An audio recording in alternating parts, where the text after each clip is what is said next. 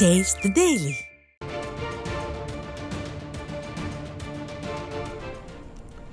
அண்மைச் செய்தி. சேலம் மாவட்டம் ஏற்காடு வாழவந்தி ஆரம்ப சுகாதார நிலையம் அருகே வனப்பகுதியில் இளைஞர் அடித்து கொலை செய்யப்பட்ட சம்பவம் அதிர்ச்சியை ஏற்படுத்தி இருக்கிறது.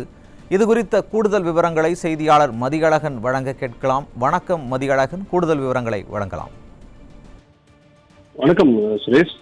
சேலம் மாவட்டம் ஏற்காடு பகுதியில் உள்ள கீரைக்காடு, இதன் அருகில் உள்ள புத்தூர் மோட்டுக்காடு பகுதியை சேர்ந்தவர் சிவகுமார். இவர் எலக்ட்ரிக்கல் வேலை செய்து வந்திருந்தார். இவரது மனைவி ராமாயி. சிவகுமார் நேற்றைய தினம் இருசக்கர வாகனத்தில் சேலத்திற்கு சென்று வருவதாக கூறி அங்கு சென்றவர் வீடு திரும்பவில்லை. இந்த நிலையில்தான் அவர் ஏற்காடு பகுதியில் உள்ள வாழவந்தி அந்த கிராமத்தில் அது அடர்ந்த வனப்பகுதி, அந்த பகுதியில் அவர் இறந்து கிடந்திருக்கிறார். அந்த பகுதியை சேர்ந்த பொதுமக்கள் காவல்துறைக்கு தகவல் கொடுத்திருக்காங்க. ஏற்காடு போலீசார் சம்பவ இடத்துக்கு சென்று விசாரணை மேற்கொண்டிருக்கிறார்கள். முதல் கட்ட விசாரணையில் அந்த சம்பவம் நடந்த இடத்தில் சிவகுமாருடைய தலையில் பலத்த காயம் ஏற்பட்டிருக்கிறது. அது மட்டுமல்லாமல் அவர் மூளை சிதறி சாலையில் கிடந்திருக்கிறது. அதுக்கப்புறம் இது தொடர்பாக போலீசார் விசாரணை தொடங்கி இருக்கிறாங்க.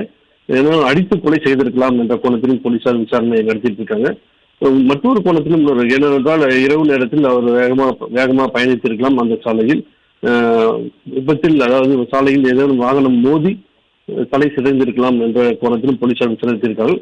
ஆனால் இது கொலைக்கான சாத்தியக்கூறுகள் நிறைய இருக்கிறது. ஏனென்றால் அவருடைய வாகனம் எந்தவித சேதமும் இல்லை. அது மட்டும் இல்லாமல் அவர் ஹெல்மெட்டும் அணிந்திருந்திருக்கிறார். தலையில் பலத்த காயமாகி உயிர் வந்திருக்கிறார். அது மட்டும் இல்லாமல் அந்த பகுதியில் ஒரு இரும்பு கம்பியும் போலீசாருக்கு கண்டெடுத்திருக்கிறார்கள். இந்த சாத்தியக்கூறுகள் எல்லாம் கொண்டு சிவகுமார் அடித்து கொலை செய்திருக்கலாம் என்ற கோணத்திலும் போலீசார் விசாரணை தொடங்கியிருக்கிறார்கள். முதல் கட்டமாக அவரது மனைவியிடமும் விசாரணை நடத்தி கொண்டிருக்கிறார்கள். ஏனென்றால் சிவகுமாருக்கும் அவரது மனைவி ஏற்கனவே கருத்து வேறுபாடு இருந்தது. அடிக்கடி தகராறும் ஏற்பட்டிருக்கிறது. காவல் நிலையத்திலும் ஏற்கனவே புகாரும் கொடுக்கப்பட்டிருக்கிறது. அது தொடர்பாக அவருடைய மனைவியிடமும் போலீசார் விசாரணை தொடங்கியிருக்கிறார்கள். தற்போது சிவகுமாரின் உடல் உடற்கூறு ஆய்வுக்காக அனுப்பப்பட்டிருக்கிறது. உடற்கூறு ஆய்வில் மேலும் பல தகவல் கிடைக்கும். அதன் அடிப்படையில் இந்த சம்பவம் கொலையா இல்லாதது விபத்தா என்பது உறுதி செய்யப்படும். சுரேஷ்,